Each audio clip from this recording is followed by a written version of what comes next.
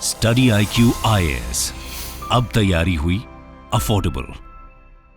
नमस्कार, hello and welcome friends. मेरा नाम है Bhuvan Apoorva Jha. This is geography in 15 minutes और आज डिस्कस करेंगे हम लोग सेस्मिक वेव्स के ऊपर, यानी कि हम अर्थक्वेक्स और अर्थक्वेक्स के बाद जो सारे हमारी तरंगे यानी कि वेव्स निकलते हैं, चाहे वो अर्थ के सरफेस के अंदर हो या अर्थ के सरफेस के ऊपर, उनको हमें डिटेल में समझना है।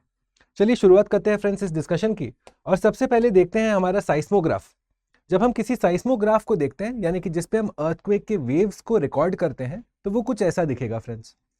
नॉर्मली आप देखेंगे कि हमारा साइस्मोग्राफ पे हल्का हल्का ऑलरेडी वाइब्रेशंस रहता है। क्यों रहेगा? क्योंकि ऑब्वियसली अर्थ के अंदर इतना कुछ काम चल रहा है, ऊपर आ रहा है कहीं सामान, कहीं नीचे जा रहा है, तो वो सब कुछ एब्सोल्यूट साइलेंस में तो नहीं हो सकता। तो इसलिए आप देखेंगे कि आपके साइस्मोग्राफ पे हल्का हल्का वाइब्रेशंस एनीवेज रहता है, जिसे हम कहते हैं वाइट नॉइज या सिर्फ नॉइज।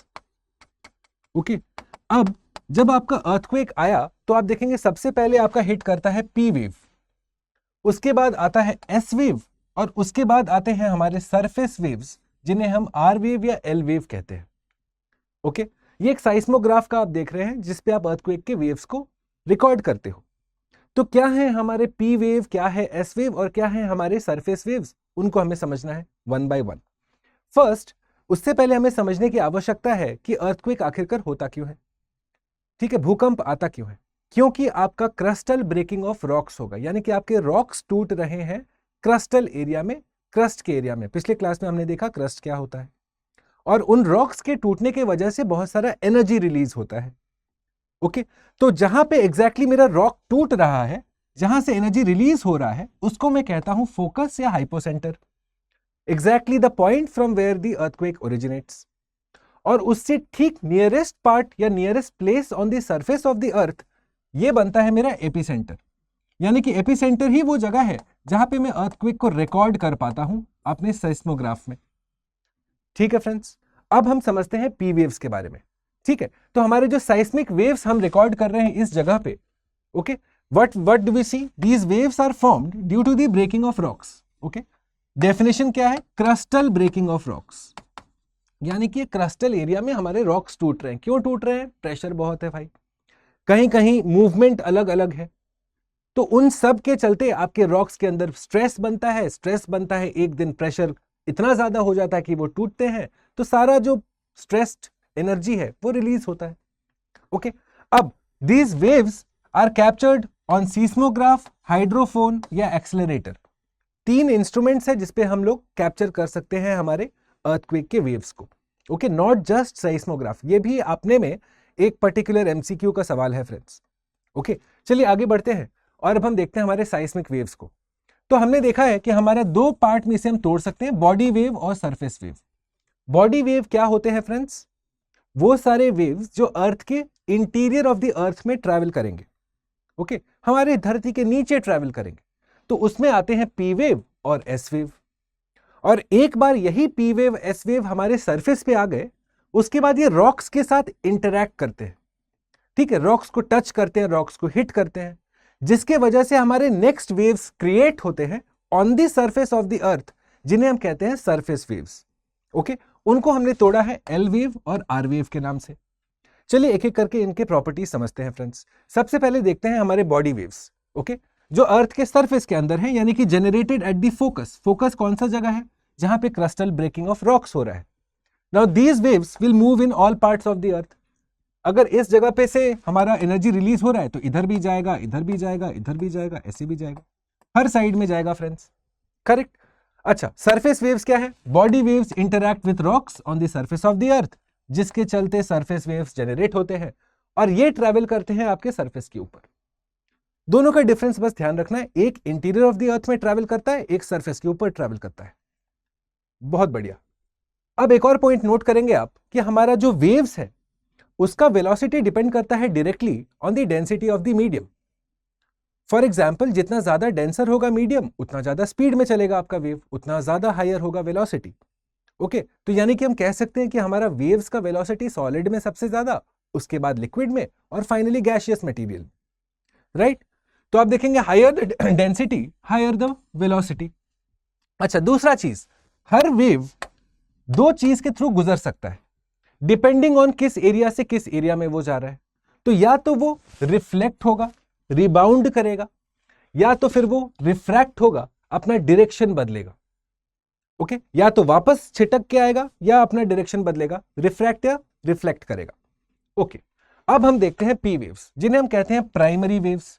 क्यों कहते हैं प्राइमरी वेव्स? क्योंकि जैसा आपने इस फिगर में देखा friends, they are the first to arrive on the seismograph. Earthquake का आने का जो सबसे पहला इंडिकेशन होता है वो होता है हमारा पी वेव से, इसीलिए इन्हें प्राइमरी वेव्स कहा जाता है। राइट, आप देखेंगे they are the fastest waves क्योंकि सबसे पहले पहुंच रहे हैं। अच्छा, their property is similar to a sound wave, मतलब क्या फ्रेंड्स? इट विल प्रोपगेट या vibrate parallel to the direction of the wave. अब काफी सारे स्टूडेंट्स को ये पिक्चराइज करने में डिफिकल्टी होती है, तो चिंता ना करें, ज्योग्राफी इन 15 मिनट्स का पूरा पॉइंट ही है कि आपके कॉन्सेप्ट्स क्लियर होने चाहिए। तो पी वेव में हम क्या देख रहे हैं फ्रेंड्स? ये देखिए, this is moving parallel to the direction of the wave, यानी कि आपके कुछ एरियाज होंगे जहां पे कंप्रेशन होगा, कुछ एरियाज होंगे जहां पे एक्सपेंशन होगा, है कि नहीं? तो this is the direction of the propagation of the P wave. P waves हमारे ऐसे मूव कर रहे हैं। आगे बढ़ते हैं। P waves travel through solid, liquid, gas, fluid, मतलब ये सारे स्टेट्स ऑफ मैटर से क्रॉस कर सकते हैं। अनलाइक हमारा नेक्स्ट कैटेगरी जो एस वेव है, जो सिर्फ सॉलिड से जा सकता है। तो चलिए एस वेव के ऊपर नजर दौड़ाते हैं जल्दी से। एस वेव्स क्या हैं? सेकेंडरी वेव्स, ये सेकेंड आते हैं। Okay, they arrive after P waves, ठीक है, इसीलिए ये स्लोअर है पी वेव से। और they travel only through solids, जैसे पी वेव हमारे सारे स्टेट्स ऑफ मैटर से क्रॉस कर सकते हैं, एस वेव बस सॉलिड से क्रॉस करेगा। ओके, और S waves vibrate perpendicular to the direction of propagation. कैसा दिखता है जब एस वेव ट्रैवल करेगा? फ्रेंड्स कुछ ऐसा दिखेगा। ये देखिए कैसे it is vibrating perpendicular to the direction of the motion. जैसा पी वेव में हम देख रहे थे हमारा स्ट्रेचिंग एक्सपैंडिंग हो रहा था, उसमें यहां पे कुछ नहीं हो रहा है। इसे कहते हैं शेयर वेव। शेयर स्ट्रेंथ जानते हैं क्या होता है फ्रेंड्स? एक पत्थर क्यों नहीं बिखर जाता? क्या चीज है एक पत्थर को जो पत्थर बना के रखता है? Shear strength. ओके, तो आप देखते हैं इनको शेयर वेव्स भी कहा जाता है फ्रेंड्स। ओके, एल वेव्स देखते हैं अब हमारे सरफेस वेव्स की तरफ आ गए। They are the first kind of surface waves, they move the ground side to side, ऐसा। Okay, this is the movement of L waves. इसीलिए आप देखेंगे आपके बिल्डिंग्स भी अर्थक्वेक के दौरान ऐसा मूव करते हैं, ऐसा कोई मूव नहीं करता है। This is the movement, why? L waves, side to side आपका मूवमेंट होता है, right, and they affect obliquely. Next देखा जाए फ्रेंड्स, आर वेव्स देखा जाए, जिन्हें रेले वेव्स कहते हैं, and they roll along the ground. ये देखिए फ्रेंड्स, रोलिंग मोशन होगा, ठीक है, रोलिंग मोशन होता है आर वेव्स का, तो इन्हें कहते हैं रेले वेव्स। अब आप देखेंगे आपके एल वेव और आर वेव सबसे ज्यादा डेंजरस होते हैं जब हम डिस्ट्रक्शन ऑफ द अर्थक्वेक की बात करते हैं। अर्थक्वेक के चलते जो डिस्ट्रक्शन होता है ना फ्रेंड्स, वो पी वेव और एस वेव के चलते नहीं होता है, वो इनफैक्ट एल वेव और आर वेव के चलते होता है, जो सरफेस वेव्स हैं हमारे। समझे फ्रेंड्स? चलिए अब सारे के डिफरेंसेस फटाफट देख लेते हैं। तो पी वेव लॉन्गिट्यूडनल मोशन है, यानी कि कंप्रेशनल मोशन चल रहा है, particles move parallel to the wave propagation. S waves में particles move perpendicular to the wave propagation. L waves में हॉरिजॉन्टल है, ट्रांसवर्स, यानी कि ऐसा चल रहा है। ओके, अच्छा, आर वेव्स में रोलिंग मोशन है, ठीक है, एलिप्टिकल है, रोलिंग मोशन चल रहा है। सिमिलरली वेलोसिटी किसकी ज्यादा होगी? सबसे हाईएस्ट है, फास्टेस्ट, पी वेव्स, उसके बाद आते हैं एस वेव्स, फिर आएंगे एल वेव्स, और finally R waves. Similarly medium of travel, ये सारे स्टेट से चला जाएगा, सॉलिड, लिक्विड, गैस, ये जाएगा सिर्फ सॉलिड से। एल वेव, आर वेव तो सरफेस वाले हैं, सरफेस वेव्स हैं, तो they will travel along the earth surface, इनका स्टेट ऑफ मैटर से कुछ लेना देना नहीं है। आगे बढ़ते हैं। एम्पलीट्यूड में आप देखेंगे पी वेव्स स्मॉल एम्पलीट्यूड के हैं, उससे थोड़ा एम्पलीट्यूड ज्यादा रहेगा एस वेव्स का।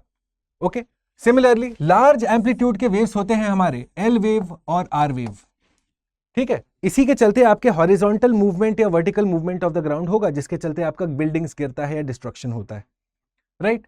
डिस्ट्रक्टिव पोटेंशियल ऑब्वियसली हाई रहेगा इन दोनों का, इन दोनों के चलते ज्यादा डिस्ट्रक्शन नहीं होता है। और डायरेक्शन ऑफ प्रोपगेशन जैसा मैंने आपको बताया, कंप्रेसेस एंड एक्सपैंड्स, यहाँ पे परपेंडिकुलर, यहाँ पे हॉरिजॉन्टल शेयरिंग, और यहाँ पे रोलिंग मोशन। ये कीवर्ड्स आपको ध्यान रखने हैं friends. Okay, compresses and expands, perpendicular to the direction of motion, horizontal shearing and rolling motion आपका आर वेव में। तो समझा फ्रेंड्स, ये है साइस्मिक वेव्स, हमने समझा P wave, S wave, R wave और एल वेव। अब जब ये समझ लिया है तो जल्दी से इस प्रश्न का आंसर भी आप देंगे हमको। With reference to earthquake waves, दो स्टेटमेंट्स आपके सामने हैं, आपको चूज करना है कि इन दोनों में से करेक्ट स्टेटमेंट कौन सा है। जैसा कि आप लोगों ने अभी तक इस पूरे सीरीज में अपने आंसर्स नीचे कमेंट बॉक्स में छोड़े हैं, सिमिलरली इस सवाल का आंसर भी आप नीचे कमेंट बॉक्स में छोड़ेंगे हमारे लिए। और इस तरह के और सवालों के लिए फ्रेंड्स, मेरा आपसे सुझाव रहेगा कि स्टडी आईक्यू की इस किताब को जरूर कंसिडर करिए, हमारा 1000 MCQ सीरीज। ओके, क्योंकि क्वेश्चन सॉल्विंग हमेशा इंपॉर्टेंट बना रहता है प्रीलिम्स में सक्सेस के लिए। तो अगर आप स्टडी आईक्यू के वेबसाइट या ऐप से 1000 MCQ सीरीज मंगवाते हैं, ये किताब मंगवाते हैं, मैक्सिमम डिस्काउंट अपने लिए आप ले सकते हैं फ्रेंड्स, जब आप यूज करते हैं कोड BALIVE, BA लाइव। ठीक है फ्रेंड्स, तो चलिए इस पर्टिकुलर डिस्कशन से रिलेटेड और सारे सवाल और वैल्यू एडेड मटेरियल मेरे टेलीग्राम चैनल भुवन स्टडी आईक्यू पे आपके लिए उपलब्ध रहेगा। कोई डाउट हो तो आप हमारे साथ जुड़ेंगे हमारे इंस्टाग्राम हैंडल पे भुवन स्टडी आईक्यू के नाम से, और आप स्टडी आईक्यू की वेबसाइट से कोई किताब, कोई टेस्ट सीरीज, कोई optional, anything that you buy from the Study IQ website, you get the maximum discount when you use the code BALIVE. Please do use the code BALIVE, और जाने से पहले एक कमेंट और एक लाइक जरूर करें friends. I will see you soon, very soon with the next presentation. तब तक के लिए गॉड ब्लेस यू, नमस्कार। स्टडी IQ IAS, अब तैयारी हुई अफोर्डेबल।